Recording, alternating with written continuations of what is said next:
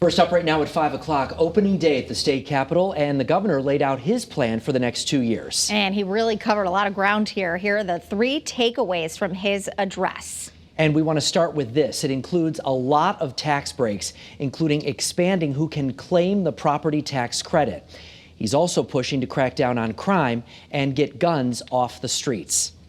There is also plenty of transportation upgrades on the table, including investments in roads and bridges. Right now, we do want to get to Chief Political Capitol reporter Susan Raff. She is live with us today with the latest on what occurred. Susan. Erin, I think you've pretty laid it out succinctly, and the fact is that there was a lot in the governor's budget. Perhaps the biggest takeaway from the governor's address here for the opening day of the legislative session were the tax breaks. Now, Republicans say they're certainly not against tax breaks. In fact, they support them, but they feel under the governor's plan, they don't come soon enough.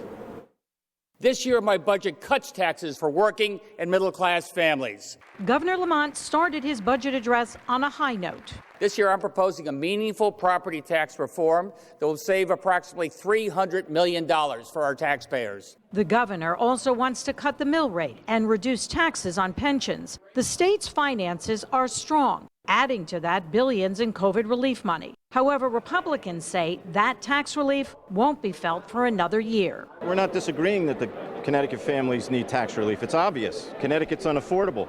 Our proposals give families tax relief now. The pandemic has taken its toll. The restaurant industry has been the hardest hit, and there are thousands of job openings. But despite that, the governor says more people have moved into Connecticut, and we saw a record number of new businesses created last year. The pandemic has also created lots of frustration, and the governor made it clear today he's ending one mandate. And I believe it's time to end the statewide school mask mandate and allow each and every school board to decide what is best for their schools. Republicans also feel the governor's painting too bright of a picture, that too many are struggling. I do not agree with that. I think that his speech talked about lowering tax liability and taxes for middle class and low income families.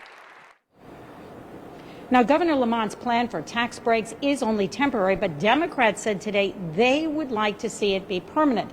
Something else that we saw during the pandemic, and that is a spike in crime, especially car thefts. And coming up on Eyewitness News at 6, the governor talks about that in his State of the State address, but Republicans say it falls short.